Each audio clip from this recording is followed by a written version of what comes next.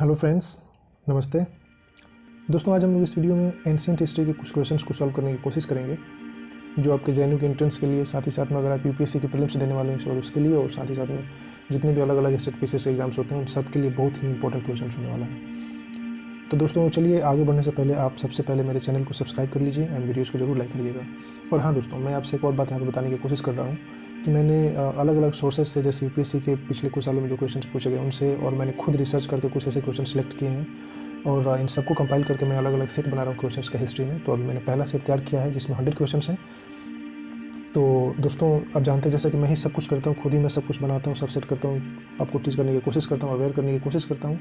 तो मिनिमम फ़ी पे करके आप मुझे वो 100 पेज मतलब 100 क्वेश्चंस का जो सेट है वो आप मुझसे ले सकते हैं। मैं आपको पीडीएफ सेंड कर दूंगा व्हाट्सएप पे। आप मुझे जैसे ही पेमेंट करेंगे मैं आपको पीडीएफ व्हाट्सएप पे उसको सेंड कर दूंगा। तो वीडियोज़ के लास्ट में आपको डिटेल्स मिल जाएगा पेमेंट का। तो चलिए आज हम लोग डिस्कस करते हैं इन 10 क्वेश्चंस को, जो कि बहुत ही इंपॉर्टेंट है, जो मैंने खुद आपके लिए सेट किया इसको। तो चलिए फर्स्ट क्वेश्चन से शुरू करते हैं।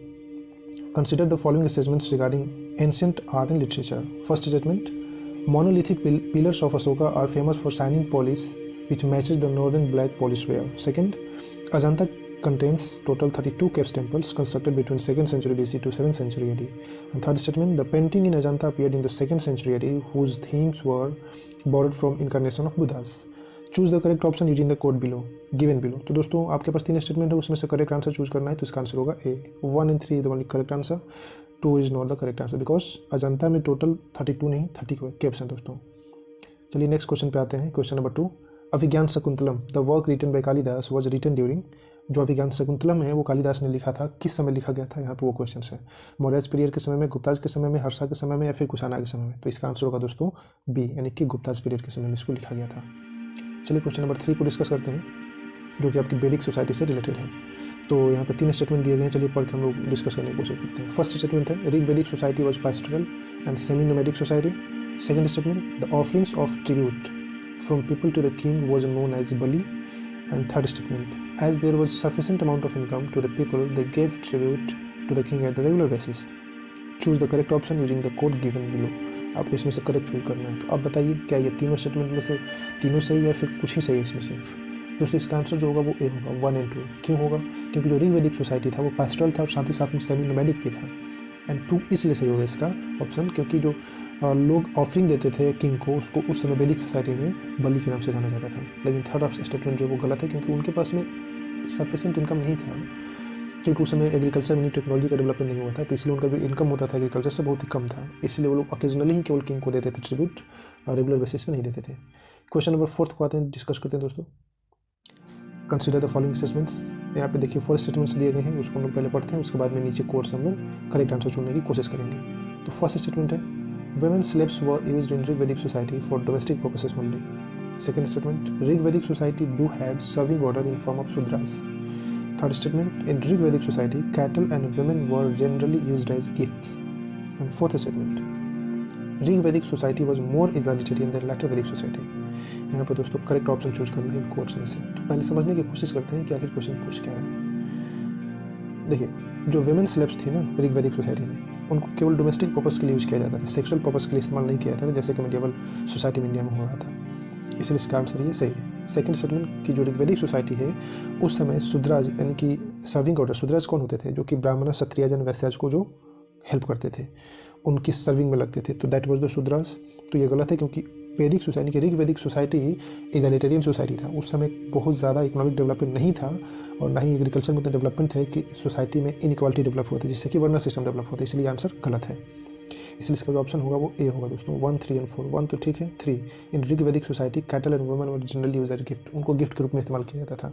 एंड 4th भी सही है, क्योंकि ऋग वैदिक सोसाइटी जो था वो ज़्यादा इगैलिटेरियन था लेटर वैदिक सोसाइटी के बारे में, लेटर वैदिक सोसाइटी के कंपेरिजन में। क्यों? क्योंकि जो लेटर वैदिक सोसाइटी था उस समय एग्रीकल्चर में न्यू टेक्नोलॉजीज का डेवलपमेंट हुआ, आयरन टूल्स का इस्तेमाल होने लगा था। तो इससे प्रोडक्शन में इंक्रीजमेंट हुआ और प्रोडक्शन बढ़ने के चलते लोगों में इनइक्वालिटी भी डेवलप हुई थी, इकोनॉमिक स्ट्रक्चर बदल गया था। दैट्स वाई दोस्तों ऋग वैदिक सोसाइटी जो था वो इगैलिटेरियन था लेटर वैदिक के मुकाबले। क्वेश्चन नंबर 5 पे आते हैं। यहाँ भी आपको एंशिएंट हिस्ट्री से रिलेटेड कुछ क्वेश्चन स्टेटमेंट दिए गए हैं और उनमें से आपको करेक्ट ऑप्शन चूज करना है। नीचे यहाँ पे जो ये कोर्स दिए गए हैं, तो चलिए समझने की कोशिश करते हैं। फर्स्ट स्टेटमेंट देखिए दोस्तों, technique of agriculture production in post Vedic times attend much higher level than in Vedic times. मतलब यहाँ पर दोस्तों बोलने का ये है कि जो वैदिक टाइम था उस समय जो एग्रीकल्चर में टेक्नोलॉजी का इस्तेमाल होता था वो ज़्यादा डेवलप नहीं था बजाय पोस्ट वैदिक टाइम्स में। हाँ ये सही है, बिल्कुल सही है, क्योंकि पोस्ट वैदिक टाइम में जो एग्रीकल्चर में टेक्नोलॉजी का इस्तेमाल हुआ था वो बढ़ गया था। Second statement, wage earners and slaves become regular in Buddha's age which were absent in Vedic times. Exactly, clear सी बात है दोस्तों। बुधाज एज में आयरन के इस्तेमाल के चलते हैं एग्रीकल्चर में ज़्यादा इंक्रीजमेंट देखने को मिली थी, प्रोडक्शन में इंक्रीजमेंट। क्यों? क्योंकि उन्होंने जंगलों को साफ़ किया, फील्ड को साफ़ किया, साथ ही साथ में एग्रीकल्चर में उन्होंने जैसे ही फील्ड को जंगलों को साफ किया तो उनके पास में ज़्यादा से ज़्यादा मात्रा में लैंड अवेलेबल हो गया। तो उस लैंड पे बड़े बड़े लोग काम तो कर नहीं सकते थे, इसलिए उनको लेबर रखना पड़ता था, वेज अर्नर रखना पड़ता था। दैट्स वाई धीरे धीरे वहाँ पे वेज अर्नर का जो कॉन्सेप्ट है वो डेवलप हो गया और जो स्लेव्स थे वो भी वहाँ पे काम करने लगे एग्रीकल्चरिस्ट बन के। तो इसलिए इसका आंसर दूसरा जो है सही है दोस्तों। And third option, The use of iron tools in cultivation created the conditions for the transformation of egalitarian society into class-divided social order in 6th century BC.